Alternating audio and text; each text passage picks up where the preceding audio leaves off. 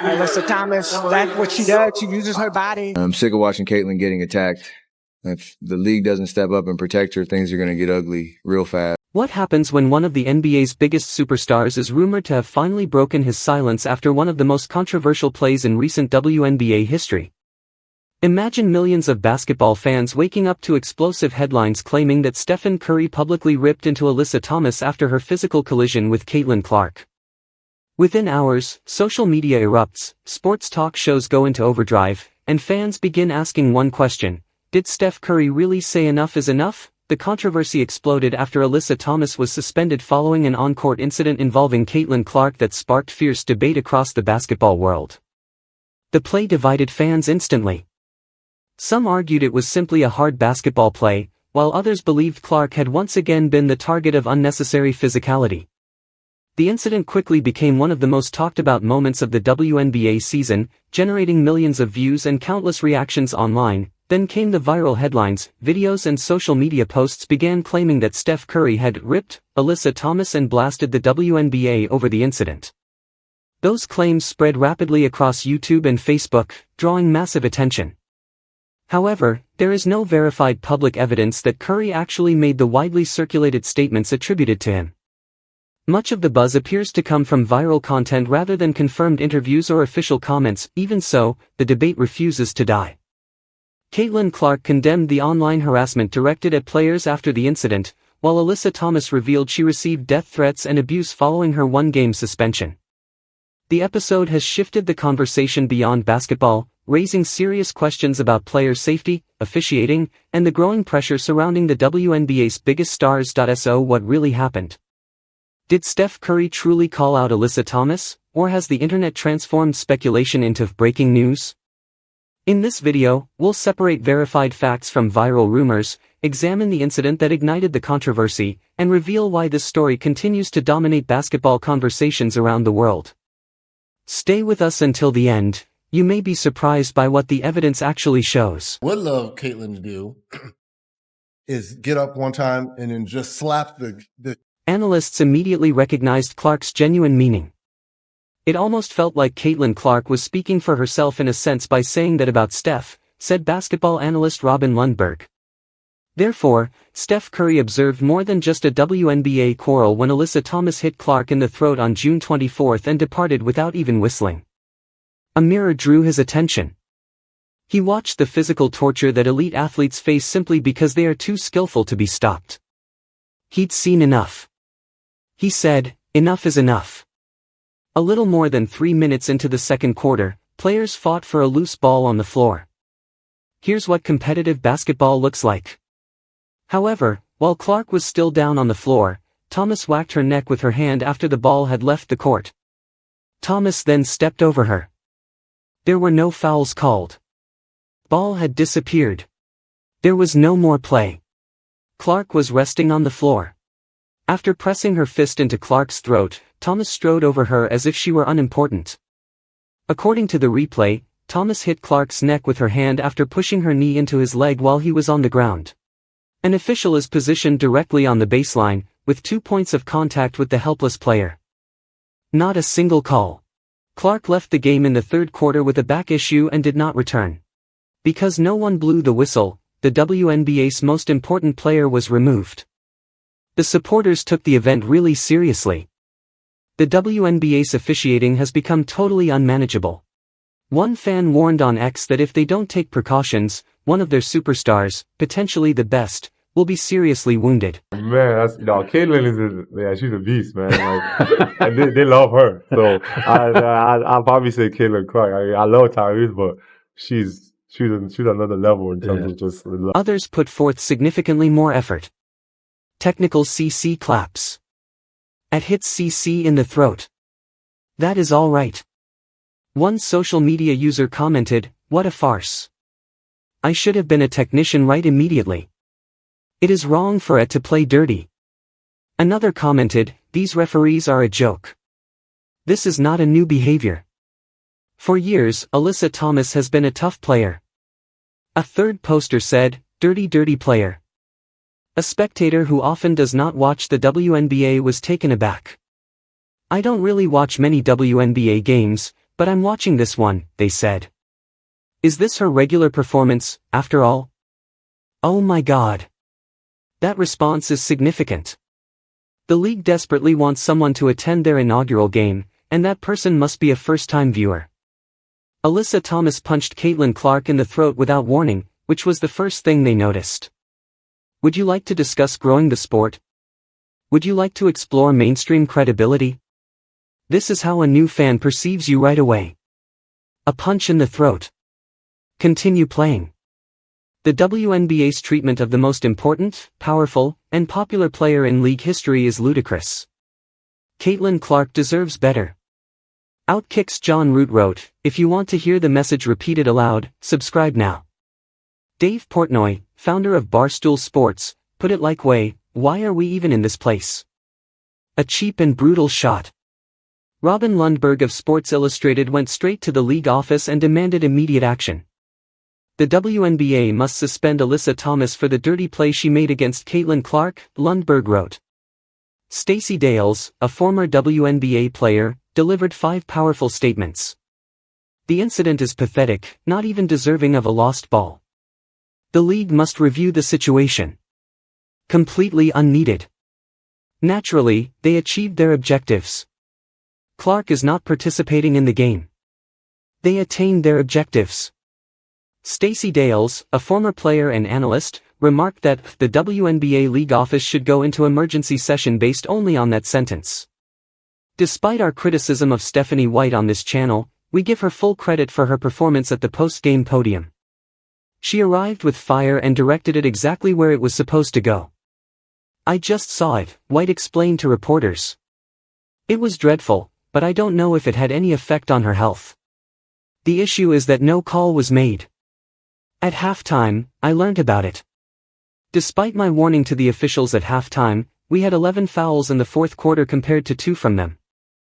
In the second half, they made 24 free throws." There's a lot of rhetoric behind her that she really has no control over.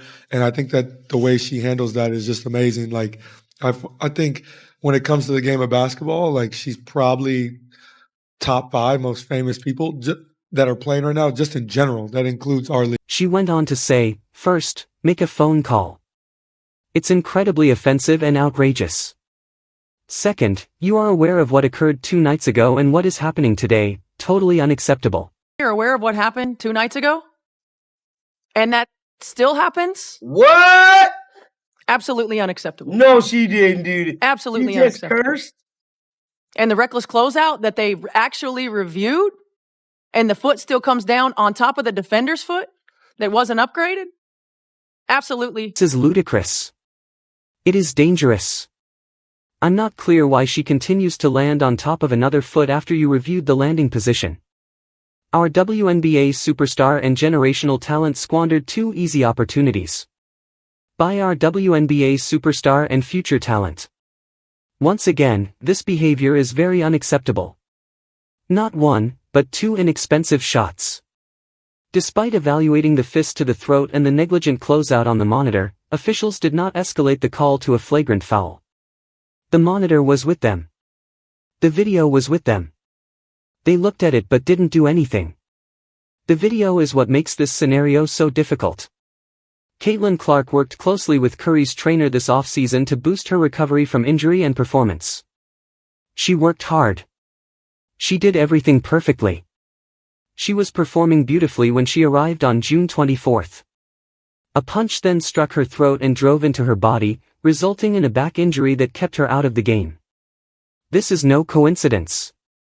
This isn't an isolated incident. Clark is routinely grabbed, yanked, and pressed during games, even when she does not have the ball in her hands. She has followed this pattern since she first joined the league. With a referee present, the confrontation has escalated to a fist to the throat. Steph Curry recognizes this trend because it is his own. In any sport, the finest athletes receive this type of treatment. However, there are consequences for the NBA and any other league that truly protects its players. Suspension, expulsion, and flagrants.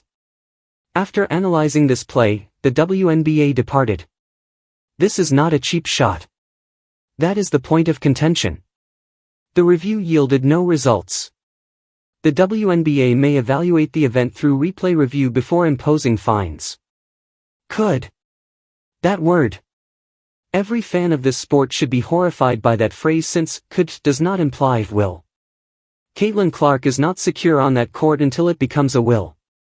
Today, everyone in the basketball world, from Steph Curry to every fan watching on their phone at midnight, has the same question. Be why the WNBA, at last?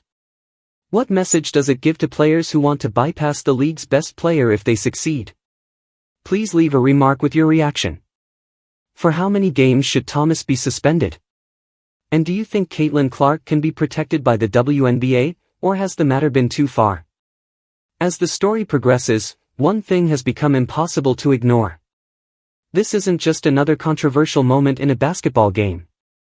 It's a discussion about where the game is going, how the league handles pressure, and the message those decisions convey to players, fans, and future generations.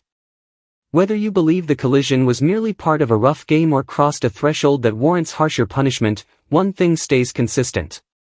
Moments like these are not forgotten when the final buzzer sounds. They become part of a larger story involving a league that is expanding faster than ever. And that is exactly why so many people are paying attention.